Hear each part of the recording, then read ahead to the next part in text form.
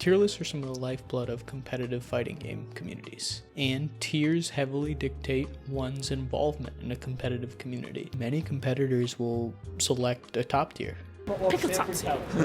You want to win, yo? Pick a fucking top tier. However, in Smash, and honestly every fighting game, tier lists can be incredibly biased. While we might think they're infallible and objective, tier lists are created by groups of people or individuals, and people make decision-making shortcuts. And since my bachelor's is in cognitive science and I like this stuff, I thought I would talk about a few of the cognitive biases that we tend to make and apply it to how the metagame and tier lists are discussed. So let's get into it. What is a cognitive bias? We, as humans and competitors, make a shit ton of shortcuts to optimize our decision-making. It takes a lot of energy to account for every possible detail in something. Things are hard to learn, so we try to figure out the easiest way to learn them. The brain, being an efficient optimizing tool, sometimes makes the decision to save energy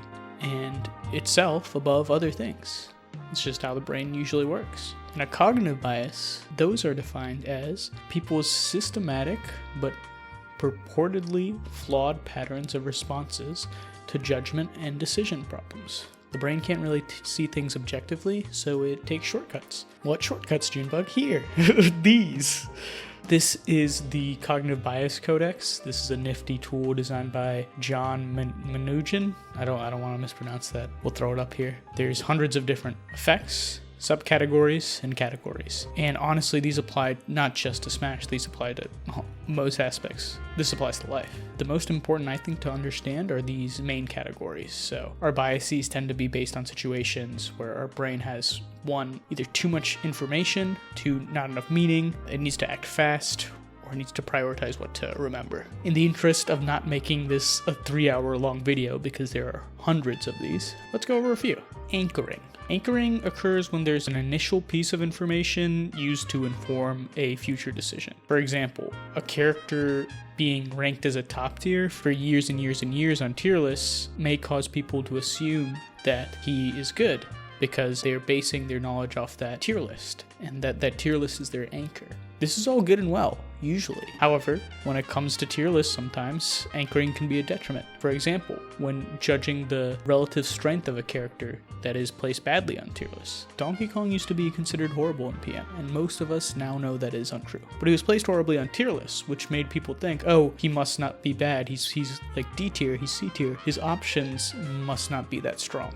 Rather than evaluating the options he had, we trust our predecessors to be infallible when making the tier list. And if you know the way the meta changes and all the dummies in our community, you know that definitely hasn't been true. It's really weird to look at old tier lists, like, it's just weird.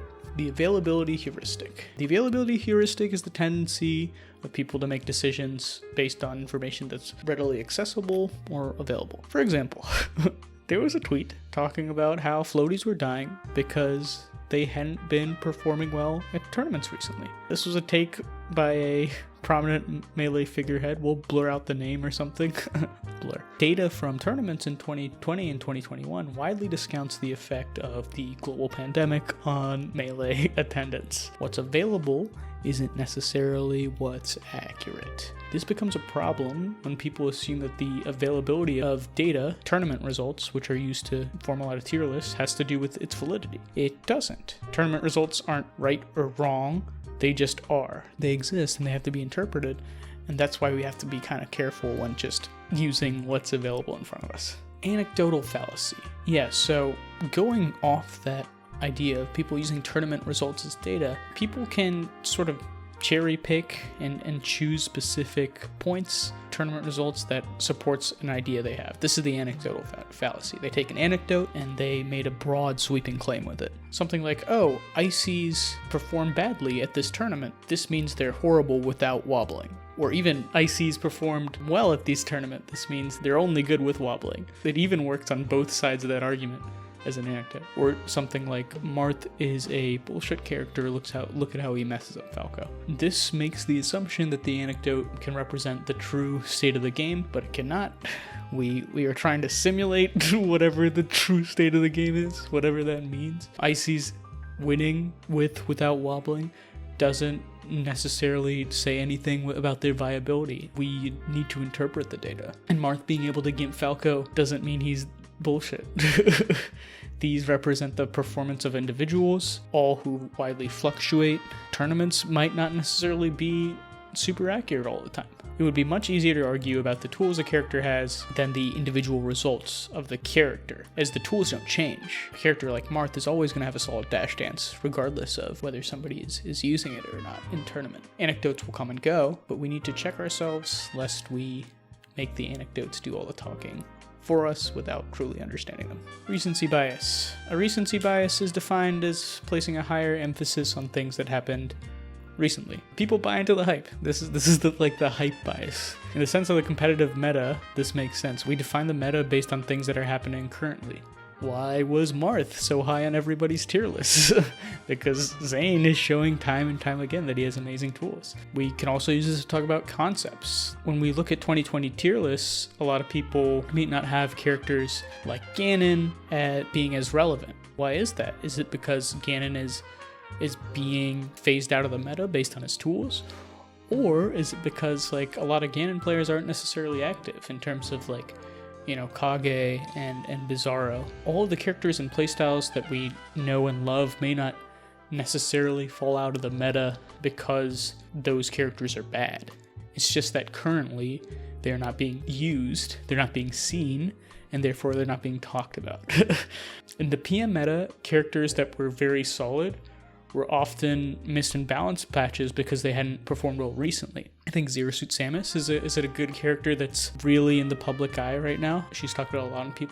However, the character definitely had untapped tools before. It's just the recent success combined with like the shift in the meta has caused people to talk about her a lot. That's good and bad. So keep in mind when discussing recent ideas, they might not be as good as we think. And unchecked recency bias essentially causes you to overestimate how good a character is. Evaluating any character takes time. So an unchecked recency bias might lead you to think, oh, Fox is the best right now. Or wait, it's Marth. Or wait, it's Jigglypuff. It's Roy? Status quo bias. Status quo bias occurs when people prefer to keep things the way they are. The brain essentially assumes that things are the way they are for a reason and doesn't by default question a lot of things. This sort of feeds into anchoring, the social component of anchoring, not necessarily an idea. People are thinking, yeah, this is the default, it must be this way for a reason, and the meta is being pushed to its utmost right now, and so it must be true. But as we know, the meta isn't infallible. If you said something like, Falco can deal with Sheik because he can crouch cancel all of her normals back in, 2008 or whatever, whenever Sheik was number one of the tier list, people wouldn't take you seriously.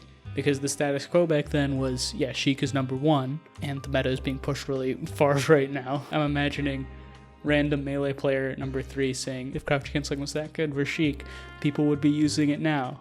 And Sheiks would never beat Falcos. But that's the thing, we don't know everything right now. And we didn't know everything back then. We're dumb monkeys. We always think that we know more than we actually know. The bandwagon bias. Bandwagon bias can be explained as doing things because other people are doing it. Character groups are notorious for doing this. Like Spaceys might say something like, oh, Fox Marth is broken, and then everybody in their peer group will support them. Maybe Sheik mains will say something like, Sheik Ices are broken, and receive the support of their peer groups. Some of this very well can be true. Maybe I'm a little biased in this one, honestly. What the situation is. Oh, no. The problem would come when there was a matchup that hit a blind spot of the group. Just because everybody's agreeing with you in that social group doesn't necessarily make it true.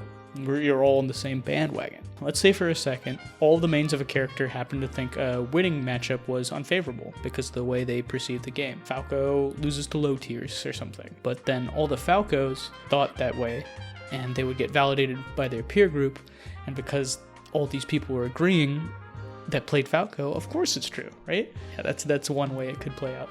Nobody sees the game in a true sense. Even experts and groups, they can't. It's an important thing to consider when combating biases and acknowledging the way that your character might affect how you frame the game. Is the game truly the way you think? Maybe not. There's more than one character. There's more than one way to look at the game. And yeah, we're all biased. There are literally hundreds of these. I can't emphasize that enough. And I can definitely talk about these more. Feel free to interact with this map.